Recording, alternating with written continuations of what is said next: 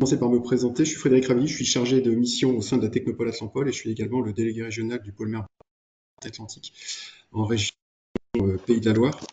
Ce pôle de compétitivité est une association, loi 1901, qui regroupe environ 450 membres et on travaille sur les sujets d'innovation maritime. On accompagne les porteurs de projets pour trouver des financements, trouver des partenaires et accompagner les démarches d'innovation liées au secteur maritime. Je vais avoir le plaisir d'animer ce webinaire avec Pierre Minier de la French Tech, Saint-Nazaire, Labo, Le Pornic. Pierre, je te laisse peut-être prendre la parole pour juste une très brève présentation de la French Tech et puis de ton action auprès de cette French Tech. Merci Frédéric. French Tech Saint-Nazaire Labo Le Pornic. Alors un nom un petit peu long. On est sur 3 EPCI au nord, Cap Atlantique, Guérande, Saint-Nazaire agglomération au centre et on descend au sud jusqu'à Pornic-Aglo. Une jeune communauté French Tech labellisée pour la première fois en 2019. Un premier président qui a été Jean-Luc Longroche de Jeps Techno que la communauté Pôle-Mer Bretagne connaît bien. Nous, notre rôle en lien avec la capitale French Tech, qui est donc Nantes, et la mission nationale à Paris, qui dépend de la Direction générale des entreprises, c'est d'animer l'écosystème d'innovation, porteurs de projets, start-up, PME innovantes sur notre territoire. On le fait au travers d'événements sur le financement, sur l'innovation, de l'accompagnement maintenant aussi en direct de porteurs de projets et on essaye de s'ouvrir à des thématiques comme l'économie bleue, l'économie maritime, qui sont vraiment des thématiques locales pour être au plus près des dynamiques de territoire.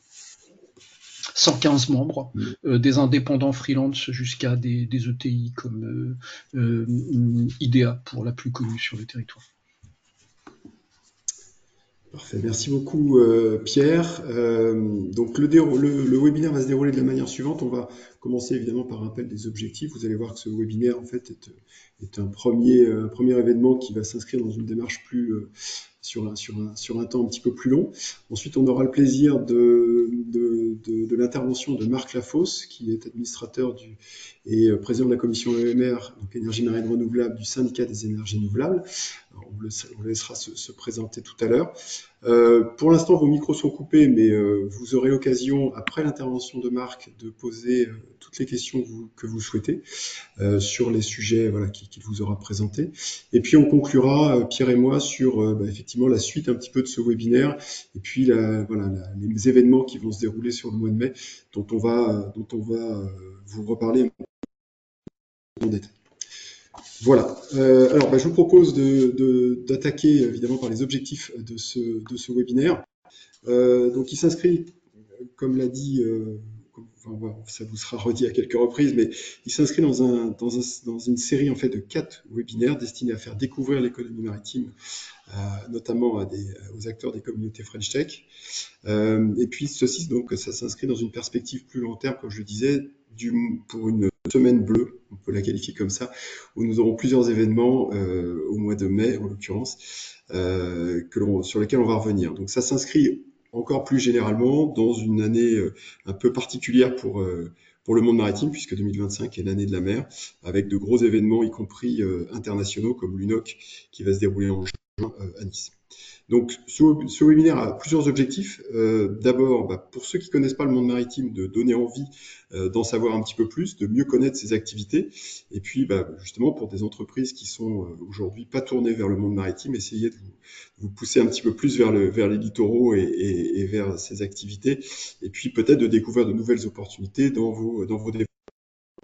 On a aussi un certain nombre d'inscrits qui sont déjà dans le milieu maritime, donc évidemment pour ces acteurs-là, l'objectif c'est bel et bien de vous faire peut-être un petit peu de rappel sur des thèmes, peut-être vous ouvrir sur d'autres sujets, parce qu'on va y revenir, mais les thèmes qu'on va adresser sur ces 4 webinaires, vous allez voir, sont assez diverses. Et puis également évidemment vous donner envie de participer à nos manifestations des 12 et 13 et 14 mai prochains. Voilà, Pierre, si tu veux compléter. Alors, merci Frédéric, tu as à peu près tout dit.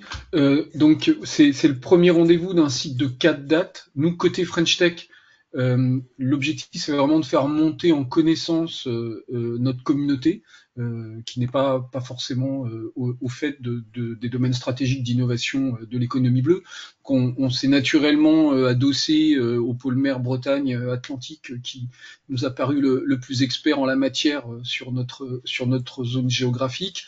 Le terme, la finalité de ce cycle de 4 webinaires qu'on vous représentera en conclusion, ça sera 3 événements également, comme l'a indiqué Frédéric, qui seront 100% économie bleue, 12, 13, 14 mai, qui seront sur 3 sites différents. Et là encore, nous, notre objectif, ça sera de bien connecter notre communauté French Tech locale à l'économie maritime. Voilà, on vous redira tout ça en fin de session. Frédéric, je vais te relaisser la parole pour présenter Marc. Voilà, on a un très beau, on a un grand parc éolien offshore implanté au large du Croisic. Ça va faire la transition avec les EMR. Merci. Voilà, merci Pierre. Oui, donc effectivement, on va maintenant laisser la parole à Marc Lafosse, que je remercie à nouveau pour sa présence. Alors Marc, en quelques mots, tu as casquettes. Alors j'en ai listé quelques-unes, mais c'est pas forcément exhaustif. D'abord et avant tout, tu es président et fondateur d'Énergie de la Lune, qui est un cabinet d'ingénierie spécialisé dans le domaine des énergies marines renouvelables. Tu es administrateur du syndicat professionnel NOCER, le syndicat des énergies renouvelables, et président de la commission EMR dans ce syndicat. Tu es également administrateur de la qui est une fondation qui regroupe les sites d'essais EMR au niveau national. Donc voilà, plusieurs sites répartis sur nos différents littoraux.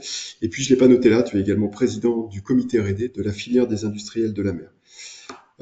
Donc je vous le redis, merci de bien noter les questions que vous pourriez avoir suite à la présentation de Marc, puisqu'encore une fois, il y aura un temps de questions-réponses à l'issue de son intervention. Et puis, écoutez, on va rentrer dans le vif du sujet maintenant. Marc, je te laisse la parole. Je gère les slides, donc tu me dis quand tu veux passer au fur et à mesure de ton avancée dans ton intervention. Parfait, merci beaucoup. Bonjour à toutes et à tous. Merci Frédéric et Pierre pour votre invitation. C'est me semble, une très belle initiative de pouvoir jumeler ces deux communautés. Je pensais pas que French Tech était aussi marinisé. En tout cas, j'en connais un petit peu d'un French Tech plutôt de la région dans laquelle j'habite, du côté de Bordeaux et de la Nouvelle-Aquitaine, mais je suis ravi de voir que vous êtes aussi investi sur la croissance bleue par rapport à d'autres ADN de French Tech qui sont un peu plus numériques. Merci pour la présentation qui est très complète. Seule la photo. Je crois que j'étais en 6e 4 à cette époque. Bon, faudra les mettre déjà à jour. La cravate alors. Voilà, ça m'arrivait de la mettre. Et donc, ravi d'essayer de vous faire de planter le contexte des énergies marines renouvelables qui amèneront certainement un certain nombre de questions et d'échanges entre nous. En tout cas, c'est bien l'objet d'aujourd'hui et de votre série de webinaires. Donc, je suis en effet le président de la commission énergie marine du syndicat des énergies renouvelables. Et de cette façon, j'en suis donc du coup l'un des 23 administrateurs. Donc le syndicat des énergies renouvelables, pour le présenter, c'est un syndicat professionnel qui défend les enjeux industriels et de projection d'énergie renouvelable dans le mix énergétique français. Donc on a toujours, c'est un syndicat qui existe depuis une quinzaine d'années, qui est extrêmement efficace sur les sujets de lobbying pour faire de la France un des leaders dans ce domaine, et évidemment d'avoir du renouvelable dans le mix énergétique, ce qui est d'ailleurs l'objet de la slide d'après, si tu veux bien passer Frédéric. Donc, je crois que je vais enfoncer quelques portes peut-être un peu ouvertes, mais vous devez savoir que nous consommons dans notre mix énergétique en France à peu près 60% d'énergie d'origine fossile, et que évidemment l'avenir de notre planète et de notre vieux continent, c'est bien évidemment d'aller vers des énergies décarbonées et particulièrement des énergies renouvelables. Donc c'est tout simplement la stratégie nationale bas carbone, la SNBC, qui l'a clarifié en se basant sur deux principes. D'abord, la baisse de consommation de notre consommation énergétique aux alentours de 40% pour l'objectif de 2050, ce qui est déjà un objectif en soi très significatif, et que dans ce mix, évidemment, que les énergies renouvelables puissent passer à 33% dans cette consommation d'ici 2030 et atteindre la neutralité carbone en 2050. Donc c'est le petit graphique que vous avez sur la droite. D'abord une diminution de diamètre de 40%, vous l'avez compris, et puis on a une électricité électrique à 55% et pas d'émission d'énergie fossile, pas de consommation d'énergie fossile. C'est la neutralité carbone. Voilà. Donc dans cet objectif, évidemment, les acteurs énergétiques français se sont mis tous autour de la table pour atteindre ces objectifs. Et le principal levier qui nous intéresse aujourd'hui, ce sont les énergies éoliennes en mer et des énergies marines renouvelables qui peuvent contribuer très significativement à cet objectif, puisque la France, en plus de ça, a une opportunité maritime très significative, puisque la France, c'est le deuxième espace maritime mondial, derrière les États-Unis, en version actuelle, en espérant que le Groenland se rajoute pas à leur calcul. Et donc, cette stratégie d'éolien en mer a été particulièrement bien écoutée dans les différents derniers gouvernements qui ont beaucoup changé, mais en tout cas, je pense que tu peux passer au slide suivant. L'idée d'aujourd'hui, c'est évidemment de s'appuyer d'abord sur cette énergie, cette industrie qu'est l'éolien en mer, pour pouvoir développer ces objectifs et évidemment de créer le maximum d'emplois en ayant évidemment un contenu local pour la fabrication de ces parcs. Pierre le disait il y a quelques instants, un parc au large de Saint-Nazaire en ce moment, installé depuis quelques temps et en exploitation depuis un peu plus d'1 an et demi. Ben, c'est évidemment un investissement par son maître d'ouvrage, mais aussi des retombées économiques très significatives pour les territoires dans tous les domaines qui permettent de construire ce type de parc, des études environnementales jusqu'à la construction, jusqu'à l'installation, jusqu'à l'exploitation, et évidemment un jour aussi lors du démantèlement en termes d'enjeux de recyclage, notamment des éléments. Voilà. Donc le grand principe, pour ceux qui ne sont pas très aguerris au projet éolien en mer ou EMR, tout simplement deux types de principes, de grands principes de cette énergie. Soit on se pose sur le fond de l'océan, soit on flotte à la surface de l'océan. Voilà. Donc il y a d'abord eu depuis les années 1995 dans le nord de l'Europe, notamment au Danemark, un développement de ces éoliennes posées qui se développent partout en Europe et évidemment en France. Et puis l'avenir, ce qui va pas tarder à commencer en ferme commerciale en France, l'éolien flottant. Alors d'abord quelques enjeux pour commencer par le poser. Les enjeux économiques, c'est une énergie qui est sortie hors coût de raccordement il n'y a pas très longtemps lors de la O4, l'appel d'offres numéro 4, donc dans la zone centre-Manche, donc globalement entre le Cotentin et la baie de Seine. Elle est sortie à 45 € du mégawattheure, cette énergie. Le marché a été attribué à EDF Renouvelable à ce prix-là. Donc vous voyez très clairement qu'il n'y a pas besoin de faire de longs discours, c'est une énergie qui est en dessous du prix de marché de l'énergie. Et donc évidemment ces longues années de R&D et de développement de cette filière a permis d'être au rendez-vous de cette compétitivité, avec un atout par rapport à l'éolien posé à terre, c'est qu'évidemment on va capter des vents qui sont beaucoup plus stables en mer, puisque devant ces éoliennes, il y a peu d'effets de retenue par des obstacles, et donc ces vents sont beaucoup plus prédictibles et plus forts que ceux qu'on peut retrouver à terre. Donc cette énergie complémentaire évidemment aux énergies terrestres, se développe grâce à des fixations au fond des océans par trois techniques que l'on peut voir ici, soit des pieux foncés dans le sédiment à une certaine profondeur, comme on peut le trouver sur d'ailleurs Nantes-Saint-Nazaire, le parc de Saint-Nazaire, soit sur des petites tours Eiffel, on appelle ça des jackets. C'est exactement le système de fixation qui a été choisi par Iberdrola et Elmarine du côté de la baie de Saint-Brieuc, là aussi un parc français qui est en exploitation depuis un peu plus d'1 an.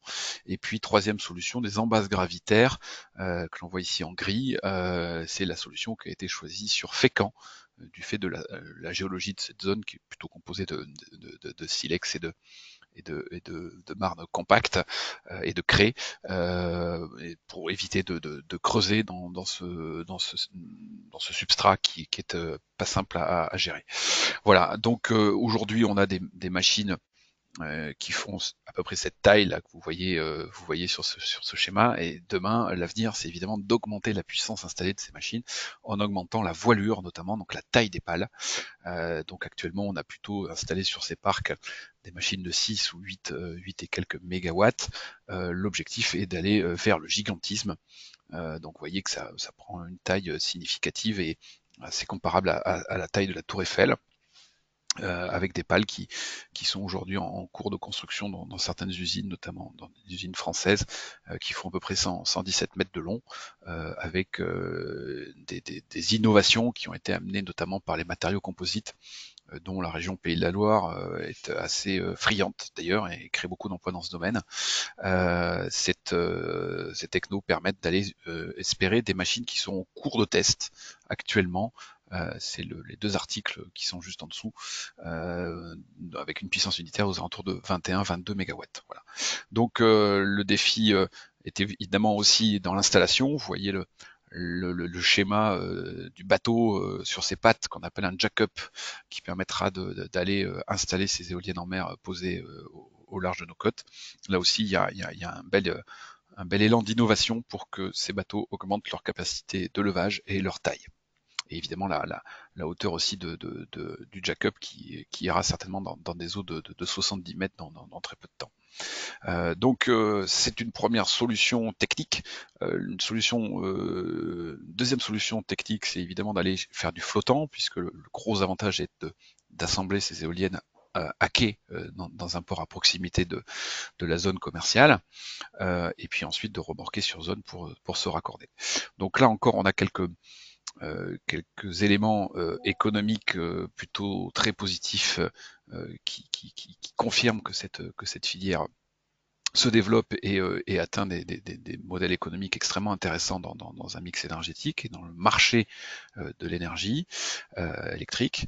Le dernier appel d'offres flottant a été attribué en Méditerranée sur 2 zones à 85,9 € du mégawattheure pour le premier parc et 92,7 pour le deuxième. Ce sont des parcs de 250 MW, qui est un premier maillon, premier braquet pour cette nouvelle énergie qui arrive maintenant en phase commerciale, et puis très vite il y aura des appels d'offres aussi en France de 500 MW sur le braquet suivant. Voilà. Donc le défi est évidemment d'aller mettre sur ces flotteurs les mêmes éoliennes que celles que l'on met au bout des mâts, sur l'éolien posé, pardon. Ça aussi, ça fera partie certainement là aussi d'un peu de recherche et développement, et on espère aussi en France avoir un jour un site d'essai pour ce type d'énergie grande puissance. Voilà. Donc je pense que tu peux passer au slide suivant. Qui retrace en résumé toute l'activité et l'actualité de l'éolien posé et flottant en France. Donc nous avons l'objectif collectif de cette filière d'atteindre 45 gigawatts à l'horizon 2050 et une étape intermédiaire où il faudra être en 2035 au rendez-vous de 18 gigawatts. Ce sont des chiffres qui sortent également évidemment de la filière, mais aussi côté étatique, notamment RTE avait réalisé il y a quelque temps, il y a à peu près 1 an et demi, une étude de scénario de futur énergétique 2050, et c'est l'un d'entre eux. Pour les plus initiés, on appelle le scénario équilibre. En France, nous avons une programmation pluriannuelle de l'énergie, qui est en quelque sorte notre feuille de route, qui est en cours de consultation actuellement. Elle devrait être validée, sortie et dans les parlements dans très peu de temps. On parle du printemps, et dans laquelle il y a des objectifs de l'éolien en mer, évidemment, qui nous semblent assez consolidés. Nous alentours de 26 gigawatts d'ici 2040. puisque cette feuille de route a des échéances qui sont un peu moins lointaines que les scénarios d'RTE. Mais en tout cas, elles les reprennent, et ça c'est le principal. En tout cas, elle est très attendue par les professionnels de la filière pour évidemment avoir des effets de volume, des effets de marché, des effets là aussi de courbe d'apprentissage qui s'améliorent pour encore diminuer les coûts et surtout évidemment y voir plus clair dans nos usines et dans nos plans de charge. Le constat actuel, c'est que on est à peu près à 10,4 gigawatts construits ou en développement en France métropolitaine. Donc 3 parcs éoliens en service, je vous l'ai dit, Saint-Nazaire, Saint-Brieuc et Fécamp. 5 sont en construction, Yeux, Noirmoutier, Dieppe-le-Tréport et Courseulles-sur-Mer, et 2 fermes pilotes, celle de Eolmed et puis celle de EFGL. Il y a des parcs qui sont attribués, c'est-à-dire qu'après une période de dialogue compétitif, un lauréat a été choisi. C'est le cas de Bretagne Sud sur du flottant pour 250 MW et deux fois 250 MW pour la O6 en Méditerranée, plutôt Est et Ouest. Également des procédures d'appel d'offres en cours, donc Oléron, dont les dossiers sont attendus pour le 2 avril 2025, et puis son extension qui a déjà sélectionné les candidats qui sont en lice pour échanger avec l'État pour être un jour attributaire du marché. Centre Manche 2, Méditerranée 1 et 2, plus son extension. Voilà, vous savez tous, c'est un petit peu précis. Et puis les 3 fermes pilotes, dont une est en exploitation aujourd'hui raccordée au réseau, qui est Provence Grand Large au large de Fos, et Olmed devant Port-la-Nouvelle, plutôt sur la partie ouest, et les éoliennes du Golfe du Lion, EFGL, éoliennes flottantes, plutôt sur la partie est devant Port-la-Nouvelle également. Nous attendons avec impatience le lancement de l'appel d'offres dit numéro 10, avec à l'origine, on l'imaginait à O10 à 10 gigawatts, il est un petit peu plus réduit, entre 8,4 et 9,2 gigawatts. Il y a encore une petite zone que l'on voit ici dans le nord de la Bretagne sur le graphe, sur la carte, pardon, du côté de Bretagne nord-ouest, où il y a certainement un petit peu encore de concertation. Il y a eu quelques sujets de distance au rail qui coupent le passage entre la France et l'Angleterre en deux, qui sont encore un peu en discussion, et puis la limite évidemment de souveraineté française dans cet endroit, et donc la distance à la côte. Bref, on est quand même sur un objectif assez significatif aux alentours de 8,4, 9,2 gigawatts. Donc actuellement, il y a des bouées qui sont sur ces zones, des bouées d'ailleurs qui sont d'une entreprise de Pays de la Loire, que tout le monde connaît, la Crocéan, qui dérisque pour le compte de l'État ces zones, de façon à ce que quand le cahier des charges de l'appel d'offres est publié, évidemment, les candidats soient sur un même pied d'égalité et qu'ils puissent récupérer des données de ressources et environnementales sur ces zones. Voilà, donc il y a à peu près une bouée par façade maritime globalement actuellement et pour une période de 1 an. Donc, je pense que tu peux passer sur cette très belle énergie qui est en développement depuis de nombreuses années en France et qui tire derrière elle d'autres énergies renouvelables marines. Et la prochaine que je voulais vous présenter, comme ça m'a été demandé, l'hydrolien, qui est une énergie mature, qui aujourd'hui est à l'aube de la construction de ses fermes pilotes. Donc c'est une énergie assez simple à comprendre, hein, c'est un peu une éolienne que l'on met sous l'eau, qui va s'appuyer sur la capture de l'énergie cinétique des marées et des courants marins, et grâce à l'action de rotation des pales, cette énergie cinétique se transforme en énergie, pas plus compliqué que cela. Elle a un très très gros avantage, c'est que elle est prédictible, cette énergie, et ça c'est un point important, à la fois économiquement pour l'électron qui est vendu sur le réseau, mais évidemment pour le producteur d'énergie qui sera capable de savoir sur quel type et quel volume d'énergie il peut s'appuyer à des moments où il sait qu'il a des difficultés sur son réseau. Voilà, elle est discrète, hein, ces hydroliennes sont immergées au fond de l'océan pour ces technologies qui sont posées sur le fond. Certaines sont aussi en développement avec des solutions flottantes. Elle est locale, cette énergie. On vise un objectif extrêmement fort dans cette filière d'installer 1 gigawatt le plus vite possible en France.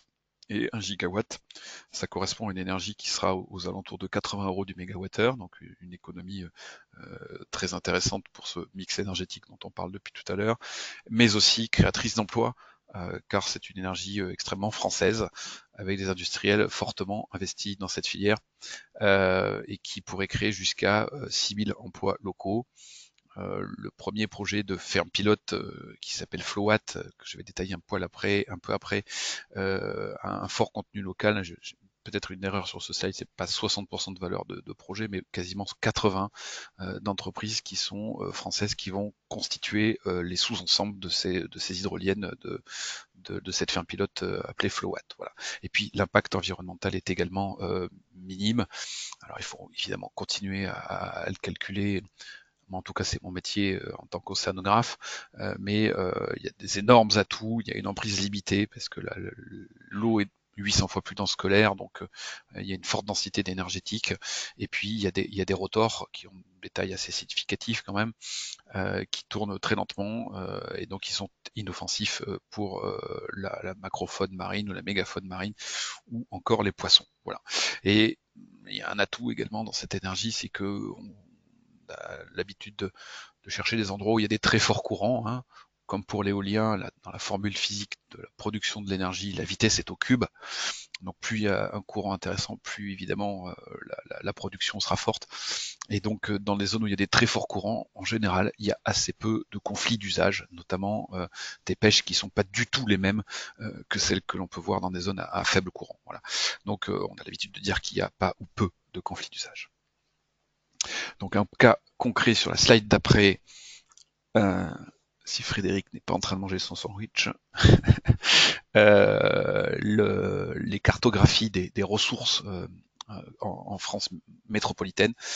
On est sur un marché qui n'a pas la même taille que celui de l'éolien que j'ai présenté tout à l'heure, mais évidemment 5 gigawatts c'est quand même déjà très significatif, et donc les 5 gigawatts en France métropolitaine, c'est plutôt concentré pour 4 d'entre eux sur le raz Blanchard, qui est un courant extrêmement fort, certainement l'un des plus forts d'Europe, qui est à l'ouest de la péninsule du Cotentin, en Normandie, et puis pour le gigawatt qui reste, voire peut-être un petit peu plus, le courant du Fromveur qui se situe au sud de l'île de Ouessant, entre Ouessant et Brest, qui là aussi en Bretagne bien sûr, est très fort. Voilà. Donc on y retrouve des courants supérieurs à 1,6 mètres secondes, en général une bathymétrie comprise entre 70 et 25 mètres de profondeur, et puis là aussi, au vu de la maturité de cette techno, des puissances unitaires de machines, de turbines, qui font aujourd'hui aux alentours de 3 mégawatts, mais qui seront très vite au rendez-vous de fermes commerciales aux alentours de 5 mégawatts. Alors il faut rappeler que cette puissance unitaire, il faut la mettre en face d'une ressource et d'une vitesse de courant. Évidemment, vous aurez des machines à 3 mégawatts si vous êtes à 1,6 mètres secondes, et des machines à 5 mégawatts si vous avez des courants plus forts. Voilà, c'est assez simple. Donc cet objectif là, 100 € du mégawattheure dès le premier gigawatt attribué, on parle même de 80, ce sont des chiffres de l'État, donc on est très mobilisé au syndicat des énergies renouvelables pour que évidemment cette énergie soit dans la PPE, pour aider les investisseurs qui aujourd'hui ont besoin de visibilité, à continuer à soutenir cette filière et à pouvoir l'industrialiser avec dans un premier temps les fermes pilotes, mais surtout très très vite et le plus vite possible des fermes commerciales. Alors je crois que le slide suivant c'est un point justement sur les fermes pilotes. Si je me trompe pas, voilà, vous avez donc en France deux très beaux projets de fermes pilotes. Celui qui est plutôt dessiné en vert, le vert étant le faisceau de câblage, et puis le grand carré qui est tout au bout, l'endroit, la concession qui a été attribuée à ce consortium, donc composé d'HydroQuest qui est le turbinier, de Caire qui est l'énergéticien, et de CMN, qui est l'industriel qui va construire la turbine, enfin les turbines exactement, 6 turbines de 2,8 MW chacune, donc c'est 17 MW de puissance nominale. Ça en fait le projet de ferme pilote le plus puissant du monde. À la date d'aujourd'hui, évidemment, il peut se passer encore un peu de temps avant que ce soit raccordé. Et puis nos amis anglais ont aussi quelques dynamiques dans ce sens. Et puis Normandie Hydrolienne, qui a obtenu toutes les autorisations administratives il y a très peu de temps, qui est pas loin de cette concession, un petit peu plus au nord et au milieu du Raz Blanchard. Donc avec ses partenaires Efinor, Proteus, qui est le turbinier anglais, et Normandie Participation, qui est la filiale d'investissement de l'agence économique de la région Normandie. Donc là, nous sommes sur 4 x 3 mégawatts et c'est une innovation. Là, 3 mégawatts, ça semble être la plus puissante hydrolienne au monde pour une puissance nominale de la ferme pilote de 12 mégawatts. Donc, ces projets devrait être installé, en tout cas pour Flowatt, l'objectif c'est l'été 2028, l'installation de ces turbines. Et pour Normandie Hydrolienne, le calendrier n'est pas tout à fait calé. Il y a encore quelques sujets de financement pour valider le lancement de la construction de leurs 4 turbines. Voilà. Donc comme je le disais, pour Flowatt, que je connais bien puisque je fais partie du consortium sur le parti suivi environnemental et également productible et effet de sillage avec l'université de Caen et également l'Ifremer.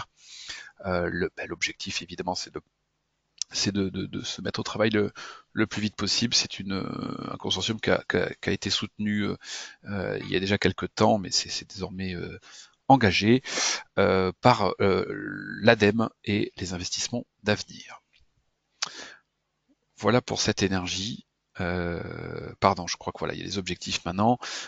Pour qu'elle puisse passer à l'étape d'après, évidemment, il nous faut des appels d'offres. Donc un sujet qu'on martèle depuis un peu de temps au syndicat des énergies renouvelables et on doit leur remarteler puisqu'on désormais en France on change de gouvernement tous les 6 mois.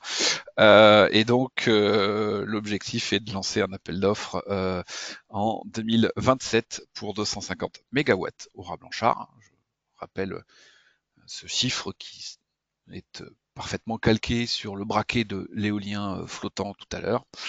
Donc évidemment, pour être au même rendez-vous que l'éolien flottant, eh bien tout simplement le braquet nous semble complètement comparable avec 250 mégawatts. Et puis ensuite, tous les 2 ans, des appels d'offres qui continuent à donner de la visibilité pour nos industriels. 500 mégawatts au Raz Blanchard et 250 au Fromper. Et puis ensuite, on déroule encore afin d'atteindre le gigawatt tant voulu aux alentours de 2030 et puis continuer évidemment jusqu'à allez, je vais employer un gros mot, la saturation de la ressource, en tout cas de celle qu'on connaît aujourd'hui du Raz Blanchard, puisque contrairement à l'éolien, évidemment, la ressource est assez limitée et très identifiée dans ces deux secteurs de Normandie et de Bretagne. Voilà, donc on se bat tous les jours pour que cette PPE 3 soit évidemment au braquet de cette filière industrielle qui en a besoin. On a plutôt des bons échos, mais il faut rester extrêmement prudent avec les semaines qui nous séparent de la sortie définitive de ce document et de sa validation et de ces amendements, très certainement, que pourront y apporter les députés ou les sénateurs. Voilà, tu peux passer à la slide d'après. Je vois que le temps coule. On va passer un peu au holomoteur quand même. Donc énergie, là aussi, un peu comme l'éolien, avec une forte ressource très homogène sur les façades maritimes de France métropolitaine et ultramarine. On parle plutôt de 10 à 15 gigawatts pour le potentiel métropolitain. Dans cette grande famille, on dissocie le houlomoteur offshore et le houlomoteur à la côte. Donc à la côte on appelle ça aussi Boracay, où il y a un potentiel qui a été identifié de 200 mégawatts et qui intègre aussi les zones non interconnectées métropolitaines. exemple l'île que je présentais tout à l'heure pour l'hydrolien, qui est l'île de Ouessant. C'est là aussi un atout indéniable pour cette énergie. Donc évidemment, énergie renouvelable que l'on peut coupler à d'autres infrastructures, notamment les digues, comme je viens de le dire, des besoins très forts sur les ZNI et des pics de production au moment des fortes demandes, donc hiver en fin de journée. Donc c'est assez évidemment intéressant pour le producteur. Ces EMR ont de toute manière un très fort intérêt, sont marqués par un très fort intérêt des énergéticiens pour leurs petites particularités. C'est une énergie qui est fortement soutenue par la Commission européenne, l'Union européenne, et elle est notamment dans sa stratégie EMR de la directive énergie, qui prévoit de déployer 1 gigawatt d'énergie marine renouvelable, donc c'est hors éolien offshore, hein, c'est au sens anglo-saxon du terme, à l'horizon 2030. Donc on va certainement se faire taper dessus dans quelques temps sur ces objectifs qui sont, à mon avis, assez mal engagés pour tenir ce gigawatt de MR, donc hydrolien, houlomoteur, osmotique, nouveau marémoteur à l'horizon 2030. Mais en tout cas, ce qui est très intéressant, c'est qu'évidemment, il y a une feuille de route et que elle existe et que d'autres confrères et pays des États membres la tiennent et sont au rendez-vous de ces objectifs. Il y a quelques projets pilotes, hein, pas d'installation mais des projets pour le moment en Martinique, en Polynésie française. Et puis en France, on a la chance d'avoir des sites d'essai sur nos façades métropolitaines. Donc un est à Sainte-Anne-du-Porzic, hein, qui correspond à la concession un peu historique d'Ifremer à proximité du goulet de Brest là. Et puis le SEMREV, hein, qui est au large du Croisic, que citait Pierre tout à l'heure, avec une exploitation depuis de nombreuses années par de nombreux académiques des régions Pays de la Loire et particulièrement l'école centrale de Nantes. Et ces deux sites ont rejoint d'autres sites d'essai, notamment de l'hydrolien, dans cette fondation dont on a parlé un tout petit peu tout à l'heure, donc fondation OpenSea, qui est un peu l'union des forces et des concessions pour exploiter ces sites d'essai, pour en être l'opérateur.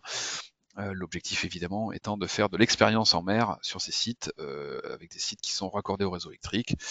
Vous voyez par exemple deux photos de deux démonstrateurs, l'un dans un bassin à Ifremer, qui est la technologie Citerns, qui ensuite s'est retrouvée en milieu naturel à Sainte-Anne-du-Porzic, et l'autre étant là aussi sur le site de Sainte-Anne-du-Porzic, à quelques mètres. Si on devait dézoomer, on pourrait voir les deux démonstrateurs qui ont été à l'eau en 2024. Donc c'est une brique d'une digue à énergie positive qu'on appelle Digway, développée par notamment l'entreprise BT Piste de Bretagne qui s'appelle Legendre. Voilà. Également un atout, ou du moins un état des lieux important pour ce houlomoteur, qui est un fort soutien régional. En Pays de la Loire, bien sûr, un soutien indéfectible des projets d'essai à la mer de cette région, de cette collectivité. Puis en Nouvelle-Aquitaine, une stratégie un peu différente qui a été poussée par son président, qui souhaite comme à son habitude, avancer plus vite que l'État, et donc a lancé du dérisquage pour des zones. L'une a été dérisquée du côté de Biarritz. Biarritz Anglette, à peu près à 8 km au large. Et puis en ce moment, un appel d'offres pour faire de même au large des Landes, du département des Landes, voilà, plutôt dans le sud. Voilà, je pense que tu peux passer à la slide suivante. Bon, là, vous avez toutes les technologies un petit peu différentes du houlomoteur, toutes les grandes familles. Voilà, en haut à gauche, plutôt des technologies offshore. En bas à droite, à l'opposé, plutôt des technologies qui se fixent sur des digues. Et puis d'autres technologies un peu intermédiaires, notamment EcoWave Power, là, qui a déjà été installé du côté de Gibraltar ou bien de l'Israël.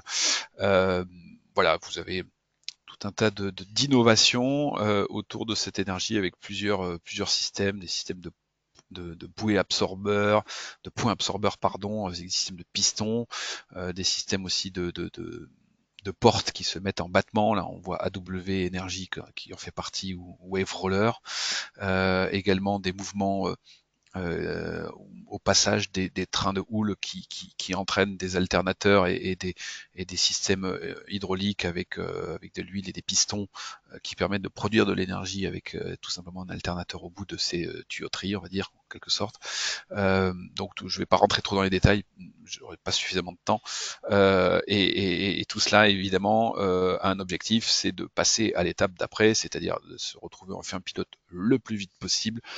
Et c'est bien là aussi l'objectif du syndicat des énergies renouvelables. On se bat beaucoup en ce moment pour avoir un appel à projet de l'État qui ouvrirait droit à un tarif expérimental de la loi énergie-climat de 2019. Cette loi a été sortie dans ce sens, mais nécessite un appel à projet. Donc on en parle énormément en ce moment. On espère que cet appel à projet sortira avant le mois de juin de cette année pour permettre aux développeurs de projets, aux développeurs de technologies, de pouvoir développer des parcs pilotes sur des zones en France métropolitaine ou ailleurs d'ailleurs, parce que c'est un appel à projet ouvert au territoire ultramarin. Voilà.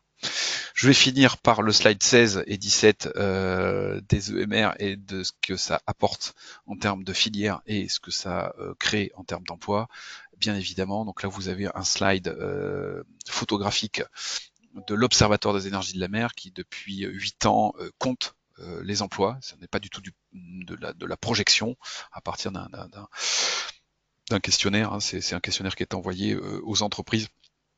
Et c'est bien au retour de ce questionnaire des entreprises que ces chiffres sont affichés, donc il n'y a aucune projection. Un emploi créé, un emploi comptabilisé. Vous avez aujourd'hui en France, en 2023, puisque les stats de 2024 sont en cours d'assemblage, 8301 emplois en 2023. Et la répartition ici de ces emplois par rapport aux régions. Donc 8300 emplois, c'est à peu près 11% d'augmentation par rapport à l'année précédente. Et vous vous rendez compte par vous-même que la région Pays de la Loire est en tête de ces statistiques, évidemment beaucoup poussée par une stratégie industrielle qui a été pleinement saisie dans les années 2008-2010 avec la construction des 2 premiers parcs éoliens en mer. Il s'accompagnait cet appel d'offres d'une stratégie d'un prix de l'énergie avec une note très significative à une industrie qui prend pied dans notre pays. Donc c'est à la suite de ça que se sont construites notamment les usines de GE, à l'époque Alstom, puis GE du côté de Montoire de Bretagne, et puis où également les chantiers d'Atlantique ont diversifié leur activité avec cette très belle opportunité de construire des sous-stations en mer qui là aussi drive un certain nombre de sous-traitants dans ce domaine, donc des éléments électrotechniques, on va dire, qui sont très présents dans cette région. Également des infrastructures portuaires qui ont suffisamment porté des investissements et qui vont continuer à le faire du côté du port de Nantes-Saint-Nazaire.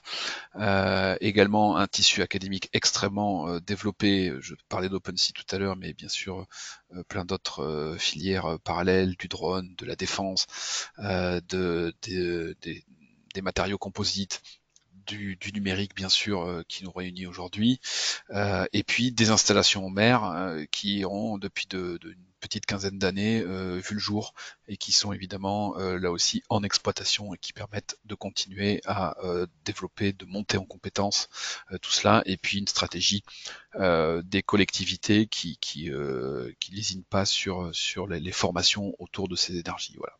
Donc vous avez ici tout simplement la photographie de tous ces emplois, mais il faut s'imaginer que ces emplois ils se répartissent à la fois sur les emplois industriels, bien évidemment, et c'est ceux qui ont, je dirais, le meilleur taux de création, mais il y a aussi des emplois sur les bureaux d'études, sur toutes les phases d'ingénierie. On parle beaucoup aussi dans cette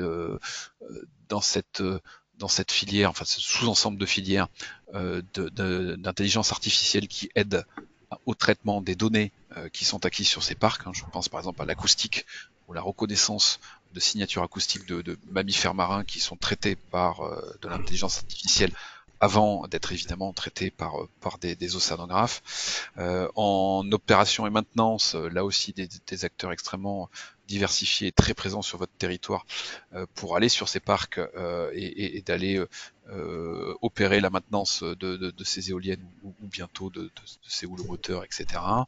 Et puis des secteurs dont on parle assez peu, secteur de l'assurantiel par exemple, qui sont là aussi très fortement mobilisés pour créer cette filière. Voilà. Je vais essayer de vous passer la parole quand même, parce qu'il ne reste plus beaucoup de temps Ouais. et un peu Merci. débordé. Merci beaucoup. Voilà. Non, mais ouais, merci beaucoup. C'était vraiment et merci d'avoir pu balayer aussi largement les sujets. Je pense que c'était extrêmement instructif, très pédagogique aussi. Merci de ne pas être trop rentré dans les détails techniques, même si on a des acteurs autour des caméras, autour de ce webinaire qui sont des acteurs du maritime. Il y en a un certain nombre qui ne le sont pas. Donc voilà, c'était important de bien adapter le discours et on espère que ça a répondu un petit peu à vos attentes. En tous les cas, ça l'est pour nos objectifs en termes je dirais, d'acclimatation ou d'évangélisation des acteurs non maritimes à ce monde maritime qui est aussi en pleine croissance. Juste un point peut-être de complément par rapport à ce que tu as dit. Tu en as rapidement parlé. Effectivement, on a la chance dans le Grand Ouest de manière générale d'avoir une structuration de la R&D et donc de l'innovation qui est assez bien organisée, voire très bien organisée. Il existe un institut de transition énergétique qui est basé à Brest, qui s'appelle France Énergie Marine, qui porte des projets collaboratifs portés par des industriels et l'Agence nationale de la recherche. On a en Pays de la Loire une organisation autour d'un forum qui s'appelle WeMake, porté par l'école centrale, qui permet de regrouper des acteurs industriels, des acteurs académiques. Le pôle de compétitivité également mer Bretagne-Atlantique. Les EMR sont un de nos domaines d'action stratégique. Donc voilà, pour des entreprises qui développer des innovations ou développer une activité qui arriverait sur ce milieu maritime, voilà, on est à votre disposition, ces structures-là sont à votre disposition et voilà, le fait est, on peut le dire maintenant, relativement efficace pour développer d'éventuels projets. Alors, effectivement, il nous reste une grosse dizaine, ou disons une toute petite dizaine de minutes. Je propose à une phase de questions-réponses. Les micros. Je vois qu'il y a déjà 2 questions dans le chat. Alors oui, pardon pour la présentation qui n'était pas en plein écran avec un petit souci technique. Voilà, on n'arrivait pas à passer les slides à l'écran. Donc c'est pour ça. On pourra vous envoyer les slides moyennant l'accord de Marc, mais on pourra vous envoyer les slides aux participants sous format PDF. Et puis vous pourrez retrouver de toute façon sur YouTube, au moins du Polmer, puis je pense aussi de la French, ce webinaire puisqu'il a été enregistré. Voilà. Alors attendez, je vais déjà ouvrir la parole à tout le monde. Hop. Et vous laisser prendre la parole pour d'éventuelles questions. C'est toujours pareil, c'est la première qui est la plus posée. Est-ce que quelqu'un veut se lancer? Je me lance pour ouvrir le bal. Alors, si vous voulez parler, n'hésitez pas Marc, à votre avis, si frein il doit y avoir au développement des EMR, quels sont-ils? Est-ce que on a vu notamment sur les champs éoliens, les processus de décision sont très très longs entre recours, contre-recours, entre les pros et les anti. Quelles sont un peu les clés de l'équation? Alors les clés de l'équation, elles sont malheureusement principalement que politiques. Donc il y a en ce moment évidemment un énorme tapage autour du retour de Trump depuis 9 jours aux commandes qui va rendre l'Europe très isolée, qui par ce vieux continent a pas non plus pris un choix stratégique très disruptif. Donc il y a un très gros sujet du prix. Donc il va falloir, je crois même qu'en ce moment même à la Commission européenne, au Parlement européen, pardon, il y a un très gros sujet de prix et d'essayer de faire du vieux continent un continent beaucoup plus attractif et surtout qui vend mieux à l'extérieur. Donc il y a ce premier sujet. Ensuite, le sujet juridique que vous venez de citer, est malheureusement catastrophique dans les statistiques pour cette filière, hein. Les premiers projets que vous avez cités tout à l'heure au large du Saint-Nazaire ont mis quasiment 12 ans à sortir des tribunaux et à se construire. Donc là, il y a eu quand même quelques évolutions depuis le permis enveloppe, la loi ESSOC, etc., qui permettent d'améliorer le process d'attribution de ces appels d'offres. Mais malheureusement, c'est quand même encore un petit peu trop long. Et puis il y a surtout encore des possibilités de recours. Moi, je travaille beaucoup sur un parc qui est au large d'Oléron. On travaille avec l'objectif de déposer un très beau dossier, mais en sachant qu'il y aura forcément des recours. On sait déjà qui d'ailleurs, ils l'ont déjà dit, donc on sait qu'on partira déjà avec 1 an et demi, 2 ans peut-être de retard. Donc il y a beaucoup de travail à faire dans ce domaine-là. Et puis politiquement, bon, autant je pense que l'éolien est quand même bien inscrit dans l'esprit des politiques dans les prochaines années. Ça n'est encore pas le cas pour l'hydrolien, ça n'est encore pas le cas pour le holomoteur, et donc il faut continuer à se battre sur ces sujets-là, malgré des objectifs industriels très significatifs. Alors on a la chance en ce moment d'avoir un ministre qui a les deux mêmes pieds dans le même sabot, à la fois industriel et énergétique, donc j'espère que ça va vous être bénéfique, mais voilà, je pointerai du doigt surtout principalement des sujets juridiques et politiques. Merci beaucoup. Une question dans le chat. Alors, essayons de faire des réponses courtes. Marc ou Pierre, si vous le pouvez. Est-ce que vous avez des ressources ou des recommandations pour suivre et veiller le secteur des énergies marines renouvelables? Marc, tu parlais tout à l'heure, par exemple, de l'Observatoire. Alors, oui, il y a quelques outils. Il y a l'Observatoire, il y a aussi un petit job board qui s'appelle Working Blue, là, qui est quand même assez au pouls de la filière, hein, vu qu'on y dépose régulièrement des offres d'emploi, de stage, de CDD ou de CDI. Ensuite, bon, ben désolé de faire ma promo, mais adhérer au syndicat des énergies renouvelables, c'est quand même une bonne façon, ou adhérer au pôle Mer Atlantique, Bretagne et Méditerranée, ou à la French Tech. Voilà, il y a des organisations qui vous feront gagner du temps. C'est pas que une somme d'argent en face d'une cotisation annuelle. C'est être au cœur de l'information, être au cœur de la décision. On parlait tout à l'heure de ce que l'on fait au CER avec ce futur appel à projet ouvrant droit au contrat d'expérimental.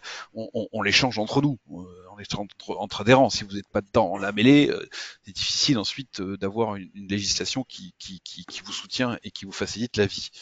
Et puis ensuite, s'abonner au Marin, qui est le seul quotidien qui traite de ces sujets.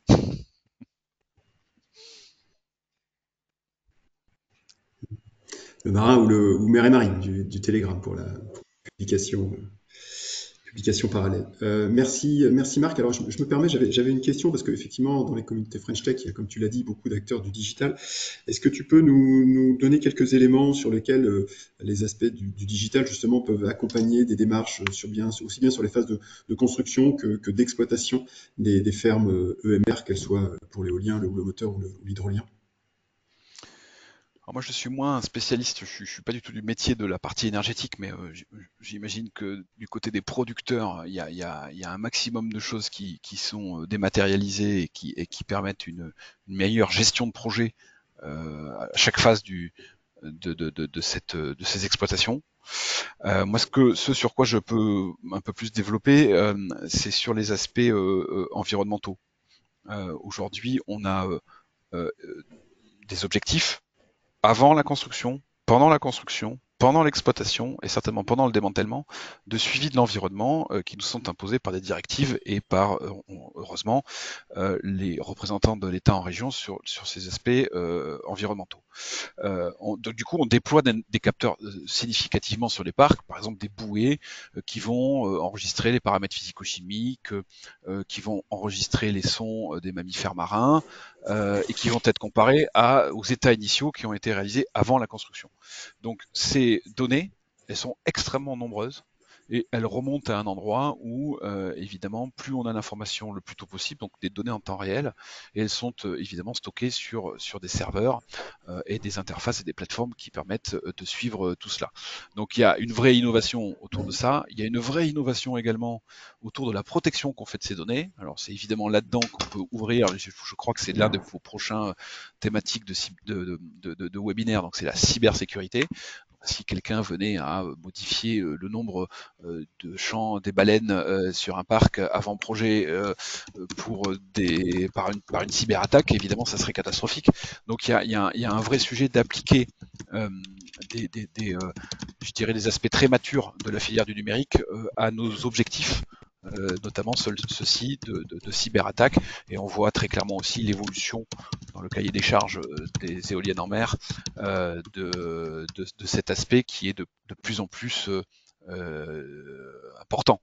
Il y a une graduation des aspects de cyberattaque qui ont énormément progressé dans les derniers cahiers des charges.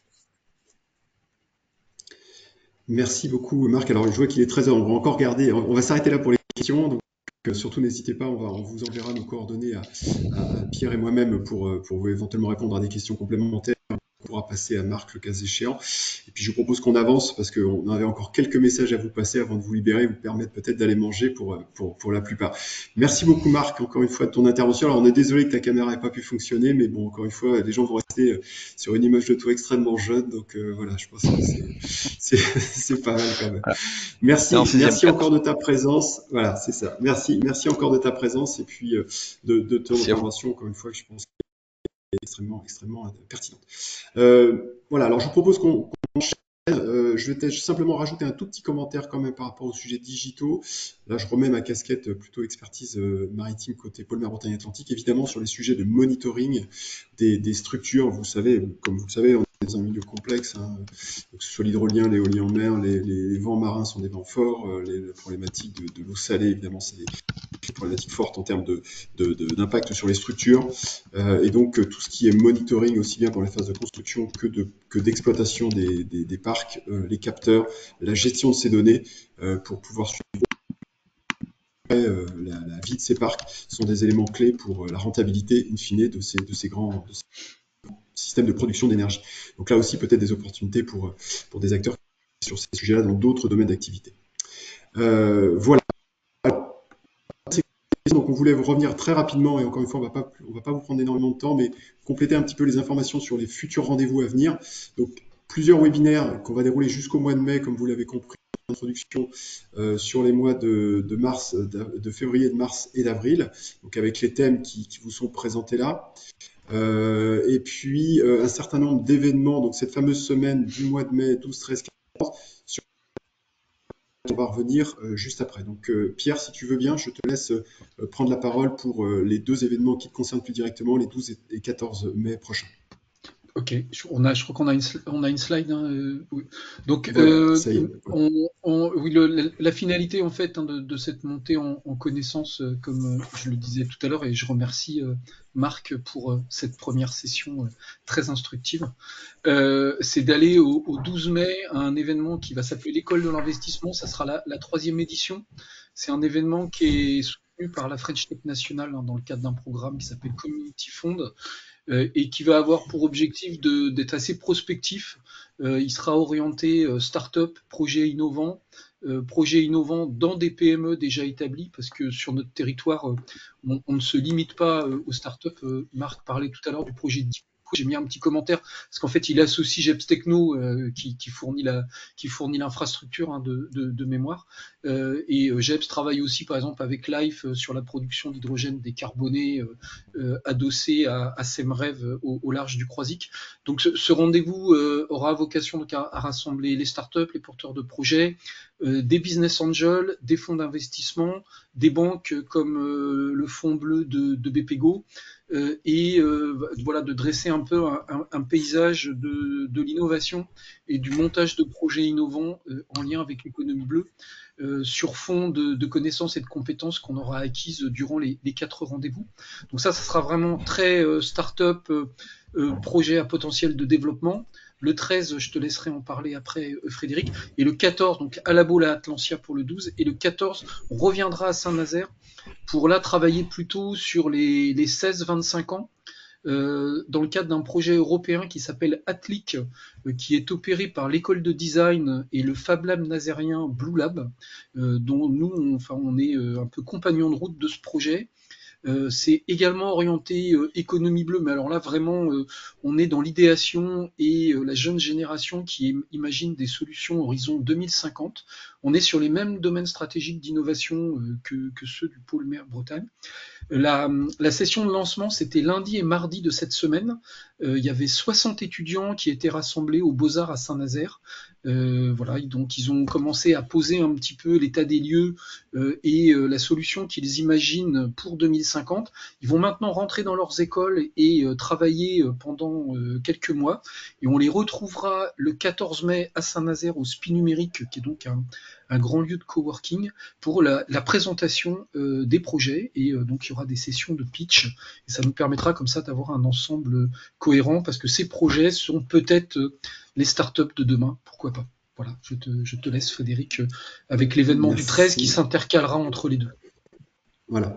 Donc événement du 13 qui va s'appeler Possible, avec voilà, comme vous le voyez écrit SEA, évidemment pour référence à l'océan.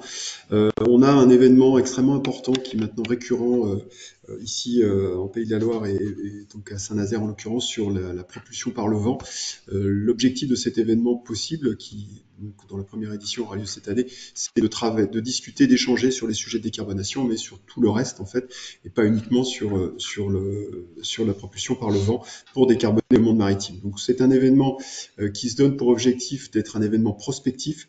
Notre objectif, c'est d'avoir une modalité d'animation un peu particulière. On va essayer de projeter les participants. On a une forte ambition en termes de jauge. On attend 200-250 personnes. L'idée, c'est qu'on mette ces participants dans des contraintes environnementales qui risquent malheureusement fortement d'arriver dans les années 2050-2070, montée des raréfaction de la disponibilité de l'énergie, raréfaction de la disponibilité de certains matériaux. Et l'idée, c'est de les faire réfléchir dans ces contraintes-là à l'évolution des métiers. Donc, on va essayer de regrouper l'ensemble de la chaîne de la valeur liée à la décarbonation maritime, c'est-à-dire l'ensemble de la chaîne de valeur maritime, pour faire plus court, des armateurs jusqu'aux producteurs d'énergie, avec des acteurs du portuaire, des chantiers navals, des développeurs de technologies, des, des, des utilisateurs, les acteurs industriels autour des activités portuaires évidemment. Donc l'idée c'est qu'on arrive à mettre un petit peu tout le monde autour de la table et puis que chacun prenne encore un peu plus conscience des effets du dérèglement climatique sur leurs activités et puis peut-être comme ça essayer de nourrir un petit peu les stratégies qui sont dès aujourd'hui mises en place. Voilà. Donc les structures visées seront des entreprises, le monde académique et puis plus globalement l'ensemble des parties prenantes autour de cet enjeu majeur pour notre pays et notre planète. Voilà, ce sont des éléments que vous retrouverez à travers les prochains webinaires que nous allons vous proposer. Et donc, on va conclure ce premier webinaire par vous donner rendez-vous pour le prochain, dans un mois, le 26 février, où on parlera cette fois-ci des enjeux autour de la construction navale, du nautisme et en lien évidemment avec la décarbonation. Nous devrions avoir une intervention de l'Institut de décarbonation maritime MIT 2050 qui s'est créé il y a maintenant 1 an et demi en Pays de la Loire, institut à visée nationale qui se donne pour objectif de mettre en œuvre la feuille de route nationale de décarbonation. Voilà, écoutez, il me reste à vous remercier de votre participation, de votre écoute. On vous dit à très vite avec Pierre et écoutez, d'ici là, nous vous renvoyons les éléments projetés aujourd'hui avec nos coordonnées. N'hésitez pas à revenir vers nous si vous avez des questions, quelles qu'elles soient, on sera ravis de pouvoir y répondre ou de faire le lien avec les gens qui pourront y répondre. Voilà, merci Pierre de ta présence, de cette co-organisation, c'est un plaisir et je vous dis à tous, à très bientôt. Merci à tous, merci beaucoup. Merci. Merci, au revoir. Au revoir.